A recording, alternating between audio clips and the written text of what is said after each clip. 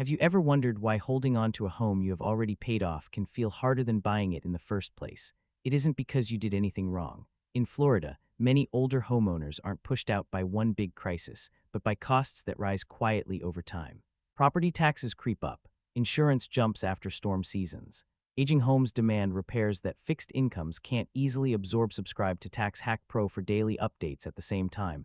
Many tax breaks and support programs don't apply automatically, and missing a deadline can mean losing help you didn't even know existed. The most dangerous part is the feeling that everything still seems manageable, right up until it suddenly isn't. As Florida moves toward major housing changes before 2026, this video looks at 10 cities where those shifts are already reshaping everyday life, so you can understand where you stand and what you can still prepare for. Welcome to Tax Hack Pro, your guide to navigating the financial maze of homeownership. Number 1. Miami. In Miami, many older homeowners aren't worried about losing their homes because they still owe the bank. They are worried because every year it costs more just to stay. There is no single shock that hits overnight. Bills arrive a little earlier, numbers creep a little higher, and the sense of security fades without anyone noticing exactly when it happened. As Florida moves toward major housing changes ahead of 2026, Miami is where residents feel those shifts most clearly in everyday life. Three pressures are closing in at the same time: steadily rising property taxes, rapidly increasing insurance costs, and repair expenses on aging homes that outpace retirement incomes. For older residents, this is no longer a policy discussion. It is about whether they can hold on. Property taxes are set at the county level, and in Miami-Dade, many homeowners see their assessed values rise year after year. The increase doesn't feel dramatic at first, but it is enough to force a rethink of monthly budgets. On paper, the senior homestead exemption can reduce the taxable value for those who qualify. In reality, it doesn't apply automatically. It depends on knowing about it and filing on time. Miss a deadline and the full increase shows up on the tax bill paid entirely out of pocket. Alongside taxes is insurance, a pressure many Miami residents feel even more sharply. Living near the coast means storm risk is constant. After each hurricane season, homeowners open renewal letters to find premiums noticeably higher. A house doesn't need major damage to be flagged as higher risk. An older roof, outdated windows, or doors that don't meet wind standards can be enough. At that point, options narrow quickly: accept the higher premium or struggle to find coverage at all. That is why reinforcing a home in Miami is no longer about upgrades or comfort. It is about keeping insurance. Programs like My Safe Florida Home are meant to help with wind inspections and mitigation support, but for older homeowners, the process itself can be daunting. Paperwork, waiting periods, upfront costs, all of it adds friction. Many face a difficult choice: spend money now to fix the house or absorb higher insurance costs and try to hold on a little longer. These pressures don't cause panic. They work their way into daily life quietly. When taxes and insurance rise, older residents aren't cutting back on luxuries. Those were gone long ago. Instead, they start weighing everyday decisions: whether prescriptions still fit the budget, whether this month's electric bill is manageable, whether the roof repair can wait one more rainy season. Small questions repeated often, each time carrying a little more weight. For renters in Miami, the picture is just as tight. High rents push many retirees who live near family or medical care into a vulnerable position. When rent increases outpace Social Security adjustments, staying becomes uncertain. The Live Local Act is expected to encourage more affordable and workforce housing. But while projects move through approval and construction, many renters are still dealing with rising costs right now. Miami makes one thing clear as 2026 approaches: laws may be set at the state level, but their impact is felt city by city. Taxes are assessed by the county. Home repair programs depend on local rollout. Storm risk makes insurance in Miami far heavier than in much of Florida.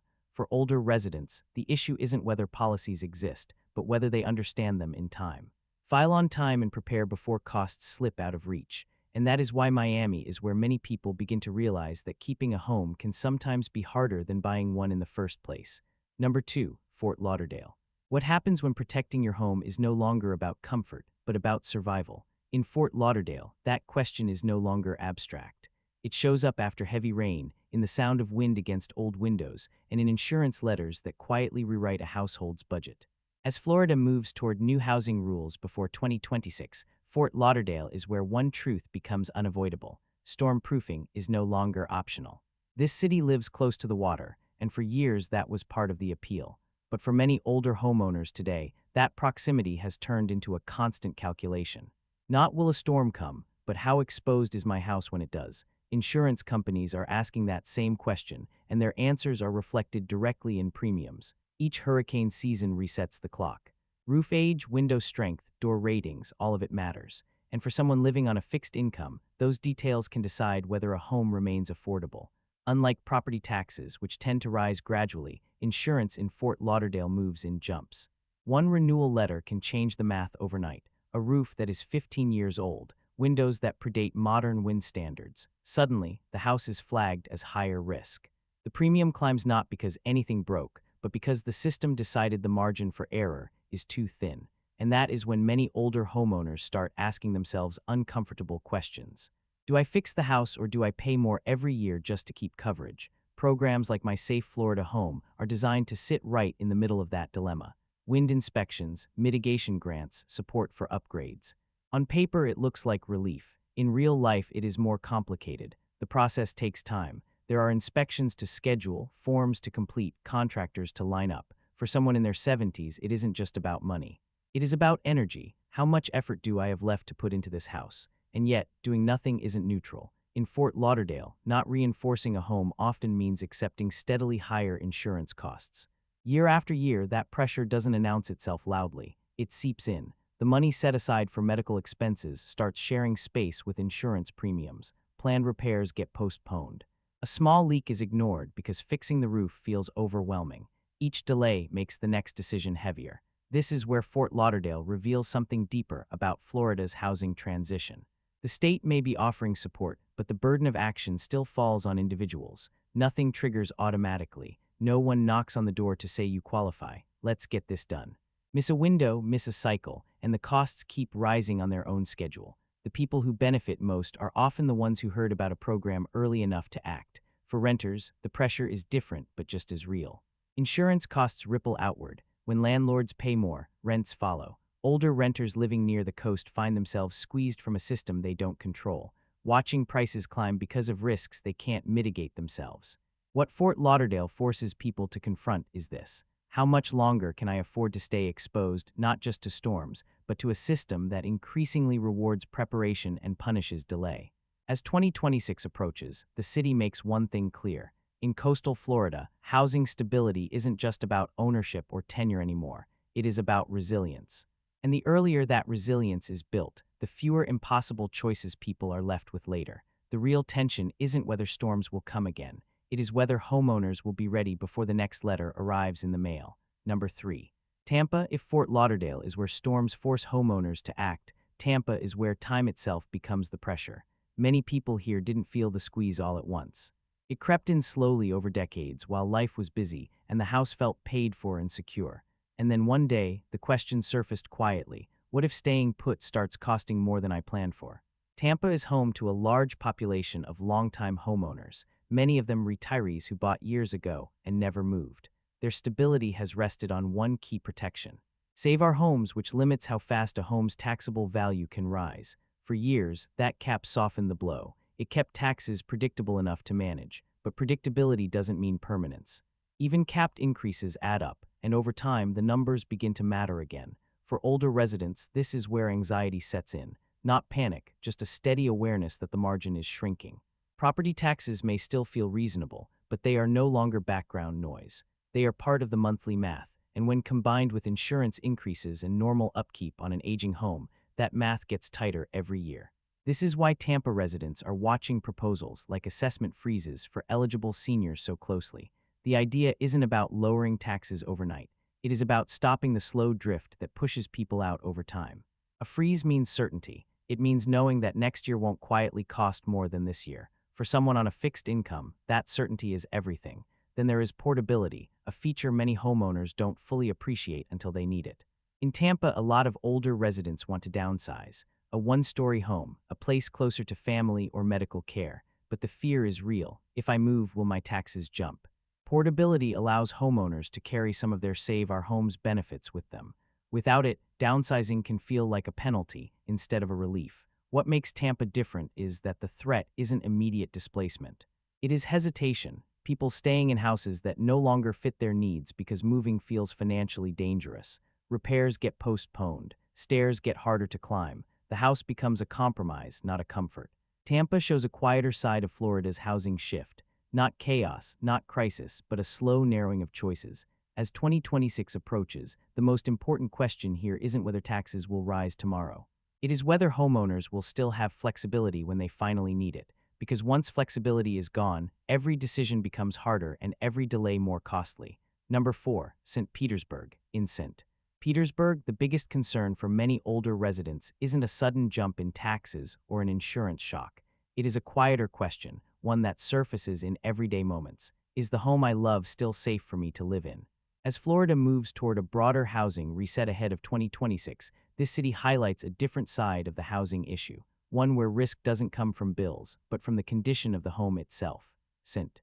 Petersburg has a large population of seniors who want to age in place, staying in familiar homes and neighborhoods for as long as possible. But many of those homes were built decades ago, long before anyone thought about mobility, balance, or aging bodies. Slippery floors, high steps, outdated bathrooms, and aging electrical or plumbing systems all create hidden dangers. A simple slip in the shower, a loose floorboard, or a long-ignored roof leak can quickly turn into a serious health or financial crisis. In real life, many older homeowners choose to endure rather than repair. They know the floor isn't safe. They know the bathroom needs upgrades, but repairs cost money, and retirement income rarely stretches far enough to handle everything at once. So they wait, they put it off. They hope nothing goes wrong until a small incident does happen, and suddenly the cost isn't just a repair but medical bills, loss of independence, or the need to move out entirely. This is where programs like SHIP and other aging-in-place repair initiatives play a critical role in St. Petersburg. These aren't flashy developments or large-scale projects. They focus on practical, targeted fixes that directly affect daily safety. Repairing roofs, replacing worn flooring with non-slip surfaces, upgrading bathrooms, installing grab bars, or adding ramps for easier access. The changes may seem modest, but they often make the difference between living independently and being forced to leave. What sets St. Petersburg apart is that the impact of these programs isn't always visible in statistics. Their real value shows up in what doesn't happen. Fewer falls, fewer emergency hospital visits, fewer seniors pushed out of their homes because living there became unsafe. For older residents, staying in a familiar place close to neighbors, doctors, and decades of memories often matters more than any short-term financial relief. As with many housing supports in Florida, these programs don't automatically reach everyone who needs them. They involve applications, funding cycles, and limited availability. Those who learn about them early and apply at the right time have a chance to get help. Those who don't often continue to struggle on their own, delaying repairs and taking on growing risk. Number 5. Orlando. How affordable is rent if it forces you to live far from hospitals, family, and the routines that make daily life manageable? In Orlando, many older renters face that trade-off every day. They are not always pushed out overnight by a dramatic rent spike. Some manage to hold on, but only by giving up proximity to doctors, to grocery stores, to churches, to bus routes, and to the communities they have known for years. Orlando is a renter's city. Service workers, healthcare staff, hospitality employees, and a growing number of retirees living near their children all compete in the same rental market. For older adults, the problem isn't just rising rent. It is that the remaining affordable options are increasingly located far from daily necessities. Units that fit the budget often sit in areas with limited transit and long drives to essential services. For seniors, that distance turns an otherwise affordable apartment into an impractical one. This is where the Live Local Act begins to change the landscape quietly, but meaningfully, by easing zoning barriers and encouraging affordable and workforce housing in areas that were previously difficult to develop. The law allows new rental projects to be built closer to where life actually happens. In Orlando, that could mean apartments near hospitals instead of on distant outskirts or housing along transit corridors rather than miles away from them. For older renters stuck in a cycle of annual rent increases, this shift matters. Many aren't looking for more space or luxury. They are looking for a livable location, a place where a doctor's appointment doesn't require a long drive and visiting family doesn't feel like a logistical challenge. New developments under the Live Local Act won't fix the market overnight, but they can shorten waiting lists and expand choices in ways that haven't been possible before. Still, timing matters. These projects take time to move from approval to construction to opening. Renters who know what is coming and stay informed are more likely to benefit when new units become available. Orlando shows that as 2026 approaches, Florida's housing shift isn't only about price. It is about access, location, and whether affordable housing truly supports the way people live. Number 6, Jacksonville. Jacksonville doesn't feel crowded in the way other Florida cities do, but that space comes with a hidden cost. The city is spread out, and for many residents, especially older adults, distance quietly shapes daily life. A doctor's visit can mean a long drive. Groceries, pharmacies, even social connections often sit miles apart. As Florida moves toward housing changes ahead of 2026, Jacksonville's challenge isn't just affordability. It is how to expand housing without pushing people even farther from what they need. For seniors living on fixed incomes, location matters as much as price. Being forced to move farther out doesn't just add inconvenience. It adds risk. Longer drives mean higher fuel costs, more dependence on others, and fewer routine checkups simply because getting there takes too much effort. This is why new housing funded through programs like Sale and Ship, especially developments with set-asides for seniors aged 55 or 62 and older, could make a real difference in Jacksonville. These projects have the potential to place older residents closer to medical care, shopping, and essential services instead of on the far edges of the city. For homeowners, Jacksonville presents a different but related pressure. Many older residents own homes they have lived in for decades. While the city may not see the same extreme price spikes as coastal markets, rising costs still add up. Property tax relief programs and limits on how fast assessed values can increase help create a sense of stability. They don't eliminate costs, but they slow the pace enough for homeowners to keep up, while insurance, utilities, and maintenance continue to rise. What Jacksonville highlights is a balancing act. Growth is happening, but how and where that growth lands matters deeply for people who can't simply relocate on short notice. Expanding housing supply without thoughtful placement risks solving one problem while creating another.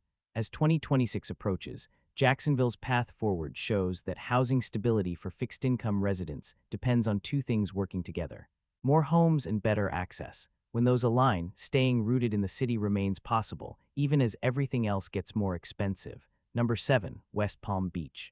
In West Palm Beach, many older residents aren't asking whether support programs exist.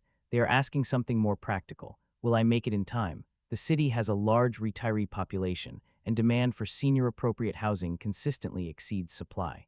As 2026 approaches, the pressure isn't coming from a sudden cost shock, but from a quiet race against time and waiting lists. West Palm Beach relies heavily on cyclical funding sources like SHIP and SALE, which often includes set-asides for seniors, typically ages 55 plus or 62 plus. As new funding is allocated for the 2025-2026 period, opportunities for senior housing and affordable rentals become more visible. But those opportunities are uneven. Some areas move quickly, others stall. Some projects open applications briefly and then close as soon as slots are filled. In real life, that timing makes all the difference. Two people can have nearly identical circumstances. But the one who hears early, prepares paperwork in advance, and applies at the right moment moves closer to a suitable home. The other, delayed by just a few months, may be forced to wait another year or two. For seniors living on fixed incomes, waiting isn't just inconvenient, it is risky. Each extra year means higher rent, higher living costs, and more financial strain. For homeowners in West Palm Beach, the picture isn't entirely comfortable either. Property taxes and insurance continue to apply pressure, but a deeper concern sits underneath. If the day comes when moving into senior-friendly housing becomes necessary, will access still be possible? That uncertainty is why many residents now monitor county and city announcements more closely. Not because they want to change their situation, but because they don't want to be caught unprepared. West Palm Beach makes one thing clear ahead of 2026. Senior housing isn't just limited. It is highly dependent on timing and information here. Maintaining housing stability often comes down not only to need or income, but to whether you knew early enough to get in line at the right moment. Number 8, Naples. In Naples, everything looks calm on the surface. Beautiful homes, quiet neighborhoods, high property values. But for many older residents living on fixed incomes, the real issue isn't how much their home is worth. It is how much it costs each year just to keep it. As Florida moves toward major housing changes ahead of 2026, Naples makes one feeling especially clear. The house stays the same, but the cost of holding on to it does not. Many retirees in Naples paid off their homes years ago, yet property taxes and insurance continue to rise with market values, not with their income. A home that gains value on paper may create the impression of wealth, but the tax bills and insurance premiums tied to that value steadily tighten retirement budgets. In Naples, where home prices are high, even small adjustments can translate into significant increases. Insurance is the second squeeze. Living near the coast means higher storm risk, and every renewal brings uncertainty. A house doesn't need major damage to trigger higher premiums. An aging roof or a lack of storm hardening can be enough. For older homeowners, paying for upgrades isn't always realistic. But without them, insurance costs keep climbing anyway. Naples highlights a simple truth. People aren't forced out because they become poorer, but because the cost of staying rises faster than they can keep up with. As 2026 approaches, the question here isn't whether to buy or sell, but whether older residents have the tools and information they need to preserve the stability they spent a lifetime building. Number 9. Sarasota. In Sarasota, the question many older homeowners wrestle with isn't whether they want to move, but whether they can afford to.